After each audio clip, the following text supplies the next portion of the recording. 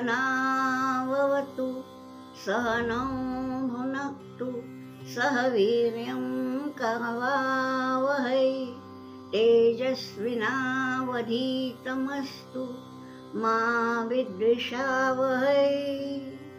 ओम शांति शांति शांति। कल हमने देखा कि ये जो नचिकेता है तो वयस से छोटा, लेकिन उसके मन में ये आ रहा है कि जिस प्रकार से ये गायों का दान होता जा रहा है और ये अब ये बूढ़ी गायें ये देने के बाद मेरे पिता को दान का पुण्य तो प्राप्त होगा ही नहीं, बल्कि क्या होगा, आनंदा नाम ते लोका, ये कुछ आनंद यानी जहाँ आनंद होता ही नहीं, यानी निगेटिव, तो जहाँ पे शोक ही है, दुख ही है, ऐसे लोक में यानी नरक में मेरा पिता जाएंगे, तो ये अच्छी बात नहीं है। अब उसके मन में क्या क्या आता होगा सोचिए। ये मंत्र तो है, मंत्र तक हम जाएंगे, लेकिन उनको जोड़ने के लिए पहले हमको उसकी मनस्थिति को समझना पड़ेगा। क्या सोचता है ये नचिकेतस? ये बोलता है कि दान तो करना है, विश्वजित यज्ञ है, दान किया तो जा रहा है, लेकिन इस दान से दान का पुण्य तो मिलना नहीं है। अब क्या है, तो मेरे पिता के पास जो कुछ भी अच्छा है उसका सबका दान करना चाहिए। तो ये पूछूं तो कि आप क्या कर रहे हैं, तो क्या है सबसे अच्छा क्या है मेरा पिता के पास, तो कम से कम वो मुझे किसी को दे दे, मेरा दान कर दे। मैं पुत्र हूँ और पुत्र तो सबसे प्यारा होता है।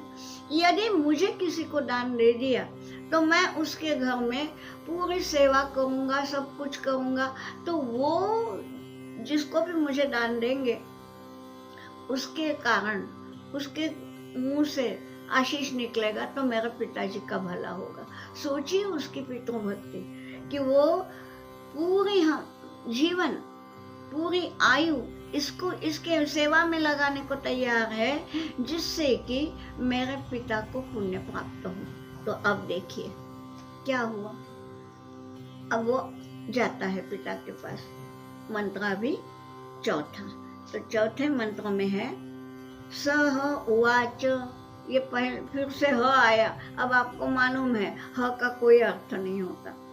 सह उवाच पितरम, वो पिता को बोला।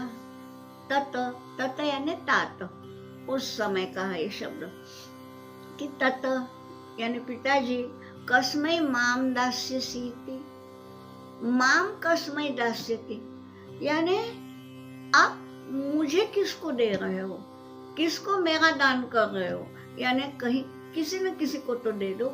इसी बात अब पिताजी कैसे उत्तर देंगे, आप सोचिए ना। यदि आप उसके पिता की जगह है और बच्चा यदि आपको पूछता है कि तात आप मुझे किसको दान देंगे, अब क्या बोलेंगे आप? तो वे कुछ नहीं बोले।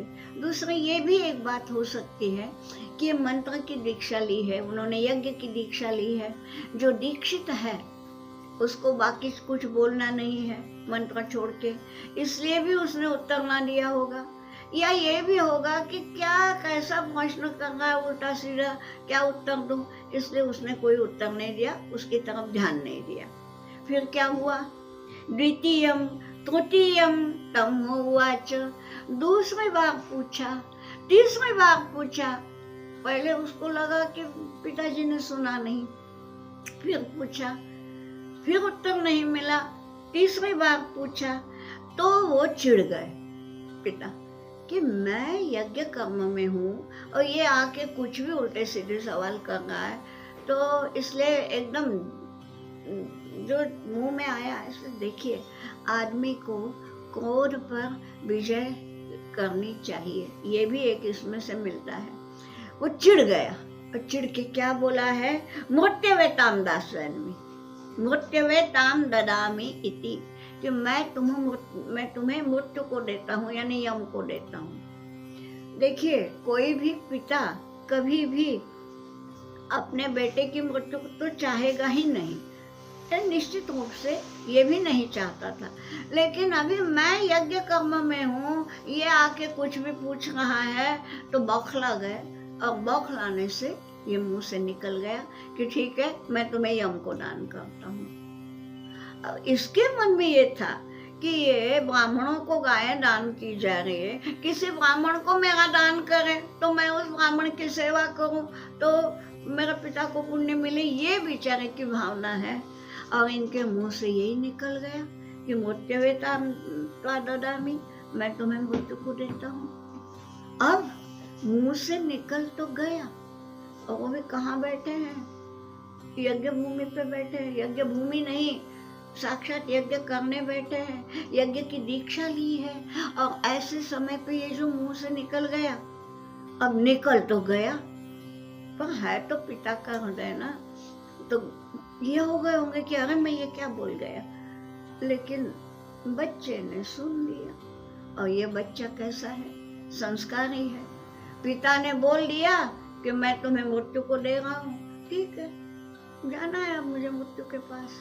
लेकिन वो सोचता है कि अरे मेरा दान किसी व्यक्ति को किया होता तो उसकी सेवा तो भी करता, अब मैं यम के पास जाके मैं कहूँ तो कहूँ क्या, यम को मुझसे क्या? ये सब उसके मन में मथन हो रहा है। फिर ये भी लगता है कि यम यानी तो अब उतनी तो उम्र है कि मृत्यु यानी क्या, तो वो बोलता है कि पिताजी मेरे मौत चाहते हैं, ऐसा तो नहीं हो सकता। फिर भी उनके मुंह से आया, तो ऐसा क्यों आया? मैं मरूं, ये इच्छा मेरे पिताजी के मन में क्यों आई? इसलिए उसका, बच्चे का, आप पहले उसकी भूमिका में घुसिए और देखिए अगला मंत्र है 5वां। वो सोच रहा है कि बहूनाम एमि प्रथमो बहूनाम एमि मध्यमः किम सिद्ध यमस्य कर्तव्यम यन मया अद्य करिष्यति। वो बोलता है आज तक मैं जो जिया, आज तक यानी उसके बेचारे की उम्र ही कितनी है, होगा 7, 8, 9 साल का, कुमार वय है, पहले ही बता दिया है। तो वो बोलता है कि अभी तक मैं या तो प्रथम हूँ या मध्यम हूँ। पहले ये समझ लेना चाहिए, उन दिनों में शिष्यों की 3 श्रेणियां हुआ करती थी, प्रथम, मध्यम, अधम। तो प्रथम श्रेणी में वे शिष्य आते थे जो गुरु जी के मन में क्या है ये सोच के ही पहले गुरु जी के मुंह से आज्ञा निकलने के पहले ही वैसा कर देते थे। देखिए, रहना कहाँ होता था? गुरुकुल में, तो दिन रात गुरु के साथ ही संपर्क है। तो मान लीजिए गुरु जी उठ के नदी के ओर देख रहे हैं, हाँ मतलब वे स्नान के लिए जा रहे हैं, ये फट से जाके उनके वस्त्र ला के देता था। ऐसा जो होगा, यानी बोला नहीं है उन्होंने कुछ, लेकिन आके दिया, कमंडलू पास में बैठ दे दिया कि आते समय कमंडलू भर के लाए। ये जो सोच के किया, या मान लीजिए वो यज्ञ के वहां पे जा रहे हैं तो वहां यज्ञ के लिए जो संविधाएं चाहिए वो सब ला के रख दी। ये जो है अभी तक गुरु ने कुछ आज्ञा दी नहीं, तो भी जो करता है वो प्रथम श्रेणी का शिष्य माना जाता है। मध्यम कौन होते हैं? मध्यम वे हैं कि गुरु ने आज्ञा की, आदेश दिया, उस आदेश का हूबहू पालन करना, थोड़ा भी उसमें ना नुक्कर नहीं, कसर नहीं छोड़ना। गुरु जी ने जो बोला है कि आज इतना पाठ करना है, बराबर करना, ये जो सोचता है वो मध्यम है, ये मध्यम श्रेणी है। और अधम श्रेणी वो होती है कि गुरु जी पढ़ावे भी तो भी ध्यान नहीं, गुरु जी ने कुछ कहा है कि आज इतना अनेक है, इतना तुमको मुख पाठ करना है, वो करें नहीं, और सोच के सेवा तो होगी नहीं। हाँ, गुरु जी ने बोल दिया समिधा लाओ भाई, तो जाएंगे और थोड़ी सी कैसी तो भी ला के देंगे। ये हो गए अधम श्रेणी। ठीक, यहाँ ये क्या बोल रहा है देखिए, अब मंत्र की ओर चले। मंत्र में ये बोल रहा है कि बहूनाम एमे प्रथमो, बहुत से विषयों में, बहुत से संदर्भों में मैं प्रथम हूँ, प्रथम श्रेणी में हूँ, यानी बिना गुरु के मुंह से निकले ही मैं गुरु के मन की बात कर देता हूँ। कभी कभी क्या होता है, सब नहीं समझ में आता, तो फिर बहुनाम एमे मध्यम, यानी गुरु जी ने आदेश देने तक नहीं समझ में आया, पर जो ही आदेश दिया त्यों ही उसका शब्दशः पालन किया, तो यह मध्यम। इसका मतलब यह है कि मैं आज तक कभी अधम श्रेणी में तो गया ही नहीं, और ऐसा होते हुए मुझे मेरे पिता यम के पास क्यों भेज रहे हैं? यम के पास जाने के लिए तो वे अच्छे हैं जो अधम श्रेणी के हैं, लेकिन मैं तो कभी प्रथम श्रेणी में हूँ, कभी मध्यम में हूँ, ये क्यों भेज रहे हैं? अच्छा भेज रहे हैं, ठीक है, पिता ने भेजा है, जाना पड़ेगा। किंतु किम सिद्ध यमस्य कर्तव्यम, यानी ऐसा कौन सा कर्तव्य यानी कार्य, ऐसा कौन सा यम का कार्य होगा जो मैं कर पाऊंगा? क्योंकि जिसको दान दिया उसकी सेवा करो, वो जो कहेगा वो करो, ठीक है, झाड़ू लगाने को कहे तो वो भी करो, बर्तन मांजने को कहे वो भी करो, ये सब ठीक है, पर यम का कार्य मैं क्या करूं ये समझ में नहीं आया। बेचारा छोटा सा तो है, अरे ऐसा कुछ हमारे साथ हो जाए हम भी चकरा जाएंगे, वो तो बालक है। तो वो बोलता है किम सिद्ध यमस्य कर्तव्यम यत् मया करिष्यति, मया मेरे द्वारा किया जाए। अगर यम बोलेगा कि इसके प्राण हरण करो, मैं कैसे कर पाऊंगा? मयद मया करिष्यति, यम मेरे द्वारा, मेरे माध्यम से जो कर सकेगा, ऐसा कौन सा काम है? तो बौखला गया है, और वो ये हुई इसकी मानसिक अवस्था। अब थोड़ा उसके पिता की ओर हम चले। पिता को क्या लगा कि अरे मैंने क्रोध के आवेग में आके बोल तो दिया, ये तो मेरे मुंह से निकल गए शब्द, लेकिन क्या ये मेरा लाडला बेटा, और मैं यहाँ यज्ञ के सामने बोला हूँ, झूठ तो होगा नहीं, तो क्या करें? या कुछ करके ये करे, मतलब ये ना मरे। दूसरी बात, ये बोल गया, लेकिन फिर बाद में इसको सुधार भी, जैसे शाप का उशाप होता है, ये शाप नहीं है, ये तो यूं ही बोल दिया है। शाप का उशाप होता है, ऐसे ये मुंह से निकल गया है, उसको ये करने के लिए भी, उसके निराकरण का भी कोई उपाय होगा, वो मैं करूँ क्या, ऐसा सोच रहा है, क्योंकि वो नहीं चाहता कि मेरा बेटा मरे। और उसके मुंह से आंसू, उसके आंखों से आंसू आ रहे हैं, मुंह से निकल गया उसके कारण। अब ये पिता की अवस्था ये बेटा देखता है कि पिता ने बोल तो दिया, लेकिन आंखों में आंसू आ गए। तो अब सोचिए, बाप बेटा बनाए, बेटा बाप बनाए। अभी ये बच्चा पिता के पास गया और उनको उपदेश दे रहा है, पिता के आंखों में आंसू देख करके ये उपदेश दे रहा है। तो ये जो है छठा मंत्र, वो है अनुपश्य यथा पूर्वे प्रतिपश्य तथा परे, सस्यमिव मर्त्यः पच्यते सस्यमिव आजायते पुनः। कितनी बड़ी बात कह दी है। ये बोला पिताजी यथा पूर्वे तथा अनुपश्य, पूर्वे यानी पहले, पूर्वज यानी हमारे जो पूर्वज थे, बड़े संस्कारशील घर में पैदा हुआ है ये।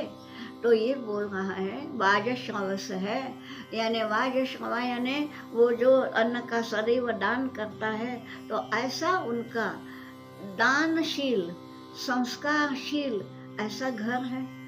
तो ये बोलते हैं ये बोल रहा है कि देखो, यथा पूर्वे, हमारे पूर्वजों ने जो किया ना, अनुपश्य, अनु बोला है, पश्य ने देखो, अनुपश्य ने फॉलो करके देखो, कि आप अपने पूर्वजों का सब देखो कि उन्होंने कभी भी दान करने में कभी हाथ खींचा ही नहीं, खुले दिल से खुले हाथों से दान दिया, और जो दिया वो कभी वापस लिया नहीं, है ना। तो जब आप मुझे यम को दान दे चुके हो, मुंह से निकल गया है, अब कुछ सोचो मत, अब मैं वापस आने वाला नहीं, क्योंकि दिया हुआ दान वापस लिया नहीं जाता। ये बोल रहा है अनुपश्य यथा पूर्वे, हमारे पूर्वजों की सब बातें देख लीजिए। फिर ये तो हमारे पूर्वजों की बात हो गई। फिर प्रतिपश्य तथा अपरे, अपर यानी अन्य, यानी अन्य लोग भी जो हैं हमारे आजू बाजू, उनमें से भी जो वर्तमान काल में जो ज्ञानी हैं, जो संस्कारशील हैं, वे भी ऐसा नहीं करते कि दी हुई चीज वापस नहीं लेते। तो वो प्रतिपश्य, उनके प्रति देखो, इसलिए यहाँ प्रतिपश्य है, वहाँ अनुपश्य है, क्योंकि पूर्वजों को देखा तो नहीं जा सकता, वो तो गए। तो अनु यानी उनके सब सोच के स्मरण में ला के कि उन्होंने कैसा किया, कैसा कैसा किया, इसका सब स्मरण करके वो देखो। और आज की दुनिया में जो बाकी लोग, जो अच्छे लोग हैं, वो कैसा करते हैं वो भी देखो। तो अनुपश्य यथा पूर्वे, प्रतिपश्य तथा अपरे, और ये समझ लो कि आपने मुझे मृत्यु को दे दिया है। अब आंखों से तो आंसू गिर गए पिता की, इसलिए अगली पंक्ति है, वो बोलते हैं, उसमें क्या है, सस्यमिव मर्त्यः पच्यते, सस्य यानी खेती की फसल, फसल काटी ही जाती है। मैं भी आपकी खेती की फसल हूँ, सस्य हूँ आपका, ठीक है। तो सस्य में जो जीव मात्र है वो कैसा है, पच्यते, पच्यते यानी पकने के बाद ही काटते हैं ना। देखिए खेती की फसल कब कटती है, जब उसमें दाना आ जाए, दाना भर जाए, है ना, यानी वृद्ध हो गया। वो जो पौधा है, मान लिए गेहूं की बाली है, तो गेहूं की बाली में जब गेहूं का दाना हो जाएगा, यानी वो जो पौधा है वो पौधा पूर्ण हो जाएगा, वृद्ध हो जाएगा, तभी उसको काटते हैं, ठीक है। तो वो पच्यते यानी परिपक्व होता है। उसी प्रकार व्यक्ति भी परिपक्व होता है तो कटता ही है। तो सस्यमिव मर्त्यः पच्यते, मर्त्य यानी वही मर्त्य मानव, मरण ही जिसका एकमात्र ये है, अंत है, तो ये मर्त्य मानव है। तो हर मर्त्य मानव जो है वो सस्यम इव पच्यते, वो खेती की फसल की तरह होता है, वो पकता है, पकने के बाद कटता है, ठीक। किंतु सस्यम इव आ जायते पुनः, किंतु एक बार फसल काट ली तो ऐसा नहीं है कि खेत उजड़ गया, उसी खेत में फिर से आती है नई फसल। ये बोल रहे हैं कि सस्यम इव आ जायते पुनः, पुनः आता है, ठीक है। आपके खेत की एक फसल मैं हूं, मुझे काट दिया और फसल आएगी। ये जो सोचा है आप, मैं तो जब ये पहले पहले पढ़ी ना, सच कहती हूँ, ये मंत्र पढ़ने के बाद मैं कुछ सोच ही नहीं सकी, आगे पढ़ ही नहीं सकी, केवल वही वही पढ़ती रही।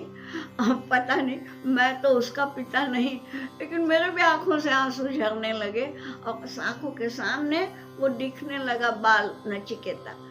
क्या ये बाल कैसे कहे, अगर हम बाल बुद्धि हैं उसके सामने, जिसने इतना ये बोला है कि जो भी मुंह से निकल गया वो वादा, वो वचन, उसका भंग कभी नहीं होता।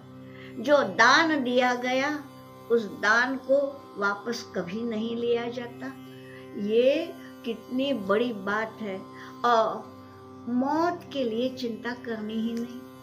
ये तो हम मर्त्य हैं ही, तो हम मर्त्य मानव को उसकी यही नियति है कि पच्यते, परिपक्व होगा और फिर बस कट जाएगा, उसकी जिंदगी कट जाएगी। तो ये सब उसने बोला और निकला। कहाँ निकला? यामिनी दिशा की ओर। आपको मालूम है ना, यामिनी दिशा यानी दक्षिण दिशा। क्यों बोलते हैं यामिनी? यम की है वो, तो यम की दिशा दक्षिण। चलता रहा, कुछ नहीं। अब मुझे दान दे दिया पिता ने, अब वो यज्ञ का वो भी नहीं देख रहा है। आया काहे के लिए है गुरुकुल से कि मैं यज्ञ कर्म देखूं। अब नहीं, अब मुझे दान दे दिया है, अब वहां पे रहना नहीं है। निकला दक्षिण की ओर, चलता रहा और अंत में यमपुरी पहुंच ही गया। अब क्या हुआ? पहुंचने के बाद गया, पहुंचा, किंतु क्या हुआ? वहां यमराज थे ही नहीं। क्या है, साधारण आदमी को ले जाने के लिए ना यमराज स्वयं नहीं जाते, यमदूत भेजते हैं, ठीक। लेकिन कोई जैसे सावित्री का सत्यवान था, ऐसे किसी को यदि लेने जाना है तो वे दूत को नहीं भेजते, स्वयं जाते हैं। तो ऐसे यमराज कहीं किसी पुण्यात्मा को लेने के लिए निकल गए होंगे। अब ये गया, अब वहां खड़ा है, एक तो सदैव खड़ा है। ये एक विचित्र बात, यम की पुरी में जाते तो प्रतिदिन प्रतिक्षण कोई ना कोई जाता ही रहता है, लेकिन कोई सदैव नहीं जाता ना। देह तो यही छोड़ देते हैं, अब उसका जो अंगुष्ठ मात्रा है सूक्ष्म देह जाता है। और ये तो बेटा पैदल पैदल चलता गया, तो वहां रहा वो। और अब यम नहीं है, हो सकता है यम के घर में कोई हो, तो उन्होंने कहा भी होगा कि कौन हो तुम, आ जाओ, क्या है। हमें लगता है यम यानी ये, आखिर यम भी तो एक वहां का देवता ही है ना। अब किसी के भी घर में, आदमी की बात लो, किसी के घर में कोई आए तो हम कुछ नहीं तो पानी तो पूछते हैं, बैठालते हैं, स्वागत करते हैं, है ना। अब यहाँ ऐसे ही हुआ। और वो जमाना है कि अतिथि देवो भव, ये बात थी। अब ये अतिथि बन के गया है ना। ये अतिथि क्यों है? क्योंकि यम जिसको लाता है उसकी तिथि निश्चित है। जो उसके मरण की तिथि होगी उसी दिन यम वहां पहुंचेगा और ले आएगा। यहाँ इसको यम नहीं लाया है ना, ये स्वयं गया है, तो ये अतिथि है, तिथि बता के नहीं गया है। और अतिथि देवो भव, जो ऐसा अतिथि होता है, अचानक आ जाता है, उसका स्वागत करना ही चाहिए।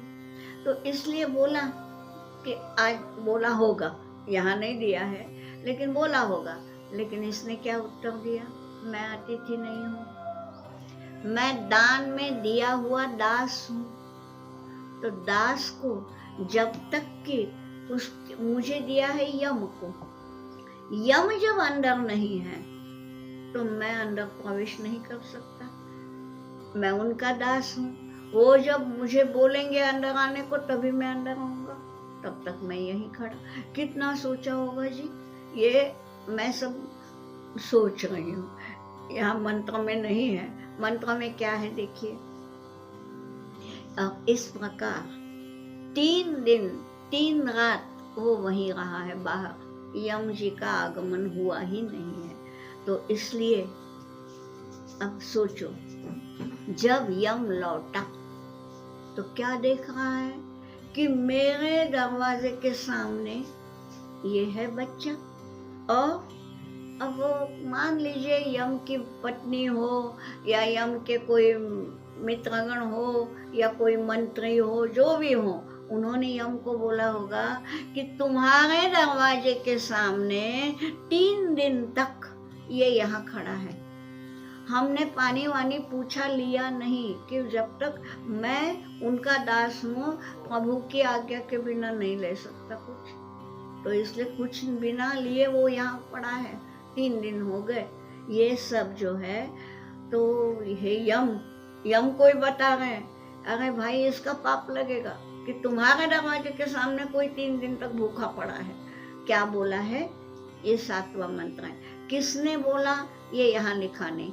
ये भी हो सकता है कि बीच का मंत्र कहीं गायब हुआ होगा।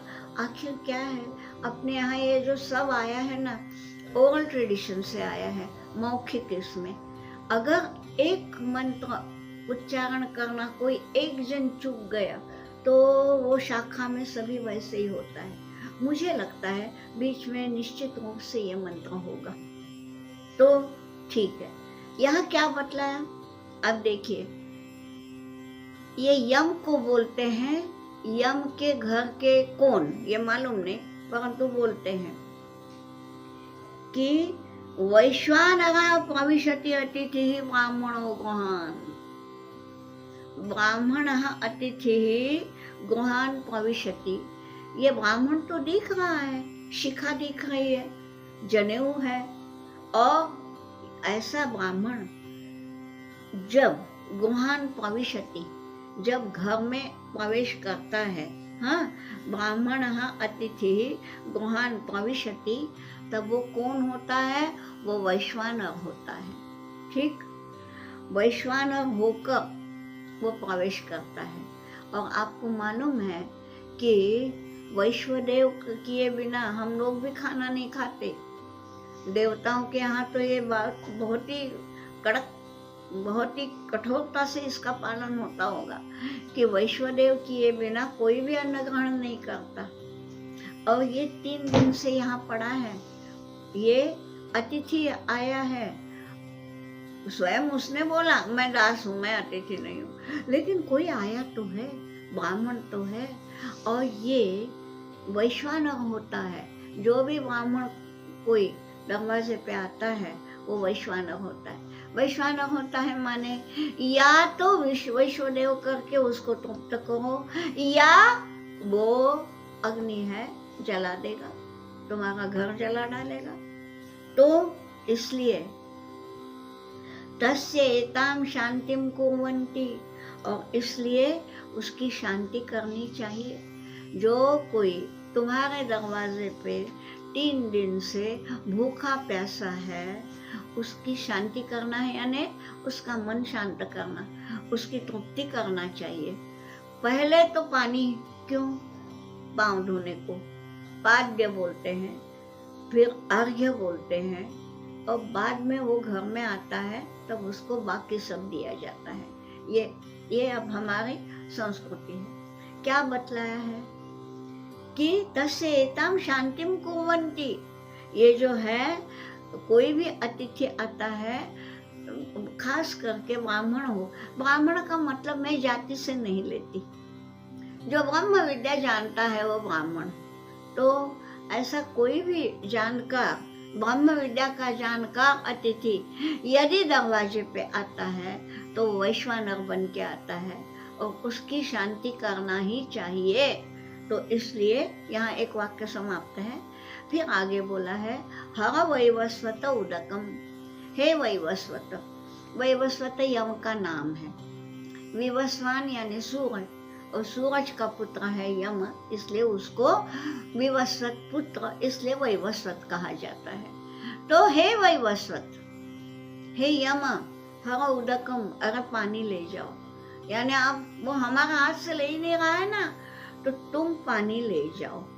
ठीक, यहाँ तक किसी ने तो भी उसको उपदेश दिया है, और आगे भी बतलाया है। क्या बतलाया है? उपदेश पूरा नहीं हुआ, उपदेश नहीं है, एक तरह से सलाह है कि तुम्हारे दरवाजे पे ये 3 दिन से भूखा प्यासा है, अगर ये अतृप्त ही रहा तो ये बहुत अशुभ बात है। इसलिए अगला मंत्र है 8वां, क्या बतलाया है? आशा प्रतीक्षे संगतम सूनवतां च इष्टापूर्ते पुत्र पशुश्च सर्वान् एतद्वुङ्क्ते पुरुषस्य अल्पमेधसो यस्य अनश्नन् वसति ब्राह्मणो गृहे। चौथी पंक्ति पहले लेते हैं, यस्य गृहे, जिसके घर में ब्राह्मण अन अश्नन वसति, अन अश्नन, अशन यानी खाना, अन अश्नन भूखा है, जिसके घर में ब्राह्मण भूखा रहता है तो उसका क्या होता है?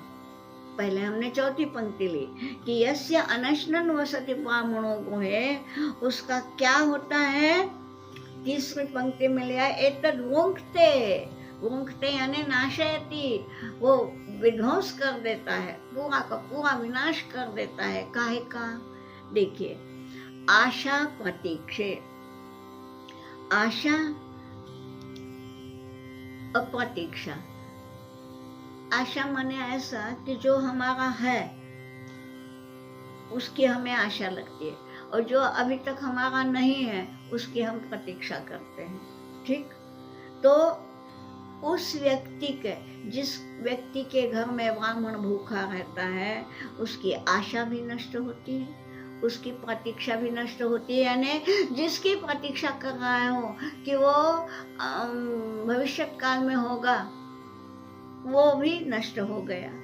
संगतम सुनवतां च, यानी उसका जो ये है परिवार है, ये सब इष्टापूर्ते, उसने जो इष्टपूर्त जो किए हैं पुण्य कर्म, वो सब पुत्र पशुश्च, पुत्र हो पशु, इस सर्वान भुङ्क्ते, इस सब का नाश होता है।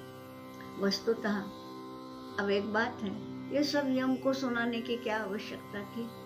यम जानता नहीं था क्या? बात ये है कि ये सारा का सारा उपदेश है मानवों को, कि ये पुत्र पशु इत्यादि सब मानवों के होते हैं, आशा प्रतीक्षा मानव ही करता है।